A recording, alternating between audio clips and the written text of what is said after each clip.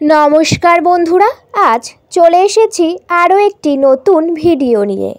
সরস্বতী পুজোর দিন মা সরস্বতীকে নিবেদন করুন এই 5টি ভোগ।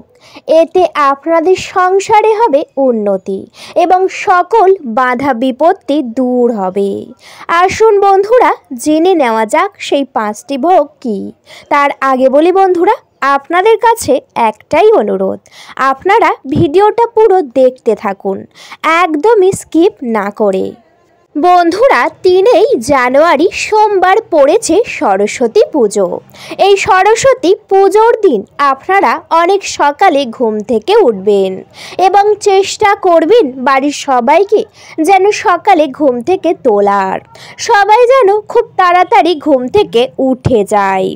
এরপর বিছানাতে বসেই আপনারা কিন্তু আপনাদের ইষ্ট দেবতার নাম অবশ্যই স্মরণ করবেন।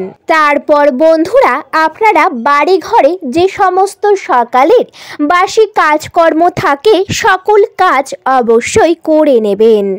এরপর বাড়ি ঘর কিন্তু পরিষ্কার রাখবেন। তার কারণ হলো এই সরস্বতী পুজোর দিনে প্রত্যেক বাড়িতে স্বয়ং মা সরস্বতী বিরাজমান থাকে, সেই কারণে বাড়িঘর পরিষ্কার রাখতে হবে। যদি বাড়িঘরে নোংরা আবর্জনা থাকে তাহলে সেই সকল বাড়িতে কোনো দেবদেবী বসবাস করবে না, সেই জন্য বাড়িঘর পরিষ্কার করে রাখবেন। ঠিক তার সাথে বন্ধুরা, সদর দরজা যেটাকে বলা হয়েছে মেন গেট, সেই মেন গেটও অবশ্যই পরিষ্কার করে রাখবেন। বন্ধুরা, তারপরে আপনারা অবশ্যই করে স্নান করে নেবেন। স্নান সেরে শুদ্ধ বস্ত্র অবশ্যই পরবেন। তারপর আপনাদের যেতে হবে ঠাকুর ঘরে। প্রত্যেক বাড়িতে মা সরস্বতী বিরাজমান থাকে বা মা সরস্বতীর বিগ্রহ থাকে। যদি আপনাদের বাড়িতে না থাকে সেক্ষেত্রে মা সরস্বতীর একটি ফটো নিয়ে আসতে পারেন। এরপর ঠাকুর ঘরটিকে ভালো করে মুছে পরিষ্কার করে নেবেন। তারপর একটি বেদি তৈরি করতে পারেন। আর যদি সিংহাসন থাকে সেই সিংহাসনে একটি হলুদ কাপড় সুন্দর করে পেতে দেবেন বা আসন পেতে দেবেন। এরপর সেই সিংহাসনের উপরে মা সরস্বতীকে আপনারা প্রতিষ্ঠা অবশ্যই করবেন। ঠিক তারপরে মা সরস্বতীর সামনে সুন্দর করে আপনারা আলপনা দেবেন, কারণ আলপনা ছাড়া কিন্তু মা সরস্বতীর পূজা একেবারেই অসম্পূর্ণ মনে করা হয়। সেই কারণে অবশ্যই করে আলপনা দিয়ে সুন্দর করে ঠাকুর ঘরটিকে সাজিয়ে তুলবেন। এরপর আপনারা অবশ্যই করে মা সরস্বতীকে একটি নতুন পোশাক পরিয়ে দেবেন। পারলে আপনারা একটি হলুদ রঙের ওড়না আনতে পারেন।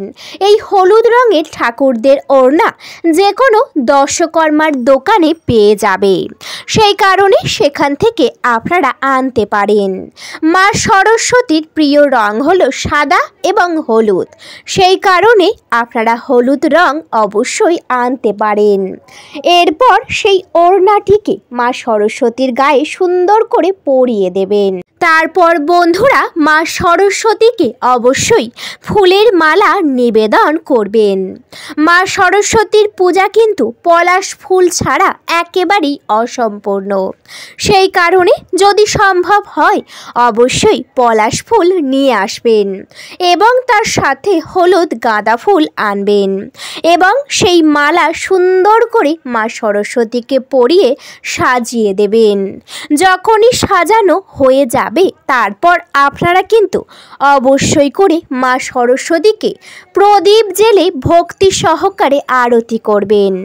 আরতি করার সময় চেষ্টা করবেন বাড়ির সবাইয়ের মিলে আরতি করার মা সরস্বতীকে, কারণ সবাই মিলে আরতি করলে সবার উপরেই মা সরস্বতী সন্তুষ্ট হবে এবং আশীর্বাদ অবশ্যই করবে। সেই কারণে সবাই মিলে মা সরস্বতীর আরাধনা করবেন। এরপর বন্ধুরা, মা সরস্বতীর সামনে আপনারা ভোগ নিবেদন করবেন। মা সরস্বতীর বিশেষ রকমের ভোগ রয়েছে। প্রথমেই একটি পাত্র করে আপনারা ফল ভোগ নিবেদন করবেন। সেই ফলের মধ্যে রাখবেন কুল অবশ্যই করে। প্রথমে একটি পাত্র করে যখনই ফলগুলি সাজানো হয়ে যাবে, তারপর নিয়ে নেবেন আরও একটি পাত্র এবং সেই পাত্রে এই 5টি ভোগ অবশ্যই নিবেদন করবেন। এই 5টি ভোগ ছাড়া মা একেবারেই সন্তুষ্ট হবে না। বলতে গেলে এই 5টি ভোগ ছাড়া মায়ের পুজো একেবারেই অসম্পূর্ণ। এই 5টি ভোগ কি কি চলুন জেনে নেওয়া যাক। বন্ধুরা, প্রথম ভোগ হলো হলুদ মিষ্টি। হ্যাঁ বন্ধুরা, একেবারেই ঠিকই শুনেছেন। তার কারণ হলো হলুদ রং মায়ের খুবই পছন্দের। সেই কারণে আপনারা বাজার থেকে গিয়ে হলুদ যে কোনো মিষ্টি অবশ্যই কিনে নিয়ে আসবেন। এবং বন্ধুরা, পারলে আপনারা বাড়িতে অবশ্যই করে বাসন্তী পোলাও আপনারা রান্না করতে পারেন। এই বাসন্তী পোলাওয়ের রং কিন্তু হলুদ রঙের হয়ে থাকে এবং মা সরস্বতীর খুবই পছন্দের এই বাসন্তী পোলাও। সেই জন্যে আপনারা বাড়িতে অবশ্যই করে বাসন্তী পোলাও বানাবেন এবং সেটি নিয়ে ভক্তি সহকারে মায়ের সামনে অবশ্যই নিবেদন করবেন। এই বাসন্তী পোলাও বা হলুদ মিষ্টি মায়ের খুবই পছন্দের, সেই কারণে এই কটি জিনিস অবশ্যই আপনারা মায়ের সামনে দেবেন।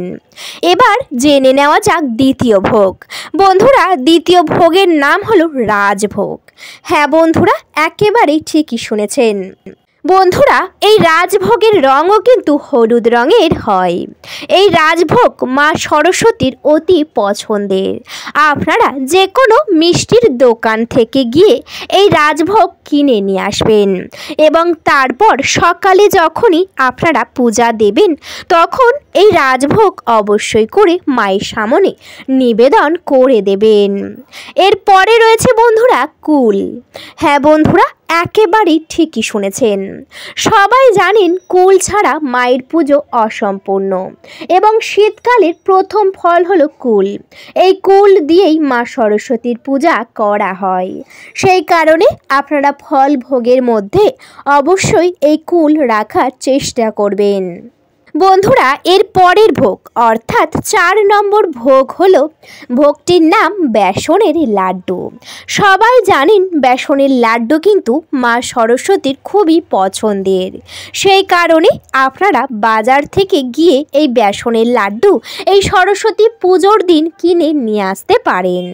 যে কোনো মিষ্টির দোকানে কিন্তু এই সরস্বতী পুজোর দিনে বেসনের লাড্ডু পেয়ে যাবেন। আর যদি একান্তই না পেয়ে থাকেন সেক্ষেত্রে আপনারা বাড়িতে খুবই ভক্তি সহকারে এই বেসনের লাড্ডু বানাবেন এবং সেগুলিকে নিয়ে মায়ের সামনে ভোগ নিবেদন করবেন। এর পরের ভোগ অর্থাৎ 5 নম্বর ভোগ হলো মালপোয়া। হ্যাঁ বন্ধুরা, একেবারেই ঠিকই শুনেছেন। এই মালপোয়া কিন্তু মা সরস্বতীর খুবই পছন্দের। এই মালপোয়া প্রত্যেক মিষ্টি দোকানেই পেয়ে যাবেন। অনেকের বাড়ির কাছে হয়তো মিষ্টি দোকান নেই, সেক্ষেত্রে অনেক দূরে রয়েছে। আপনারা কিন্তু বাড়িতেই এই মালপোয়া বানাতে পারেন। এই মালপোয়া বানিয়ে একটি পাত্র করে এই 5টি ভোগ নেবেন এবং একত্রে সুন্দর করে সাজাবেন এবং সেই পাত্রটি নিয়ে মায়ের সামনে ভোগ নিবেদন করবেন। আপনারা যদি নিজের হাতে ভক্তি সহকারে এই ভোগগুলি নিজের হাতে বানিয়ে মায়ের কাছে ভোগ নিবেদন করেন তাহলে মা সরস্বতী কিন্তু অনেক সন্তুষ্ট হবে এবং সর্বদাই আপনার বাড়িতে বিরাজমান থাকবে, যার ফলে আপনার বাড়িতে শিক্ষাক্ষেত্রে হবে উন্নতি এবং আর্থিক কষ্ট দূর হয়ে যাবে। বাড়ির মধ্যে যদি কোনো সমস্যা থাকে সকল সমস্যা একেবারেই দূরে চলে যাবে। সেই কারণে এই 5টি ভোগ আপনারা অবশ্যই সরস্বতী পুজোর দিনে নিবেদন করার চেষ্টা করবেন। যদি বাড়িতে একান্তই সরস্বতী পুজোর দিন নিবেদন করতে না পারেন, হয়তো বাইরে কোথাও আছেন, তাও আপনারা এই 5টি ভোগ কিনে যে কোনো সরস্বতী মন্দিরে গিয়ে আপনারা ভোগ নিবেদন করতে পারেন। এতে কিন্তু আপনাদের সকল মন মনস্কামনা পূরণ হবে। বন্ধুরা, আশা করি ভিডিওতে আপনারা পুরোটা বুঝতে পেরেছেন। ভিডিওটা এই পর্যন্ত। ভিডিওটি যদি ভালো লেগে থাকে অবশ্যই ভিডিওতে একটি লাইক করবেন, শেয়ার করবেন এবং সাবস্ক্রাইব করে আমার পাশে থাকবেন। আজকের মতো আমি বিদায় নিলাম। সবাই ভালো থাকবেন, সুস্থ থাকবেন। সকলকে জানাই অনেক অনেক ধন্যবাদ। রাধে রাধে। হরে কৃষ্ণ।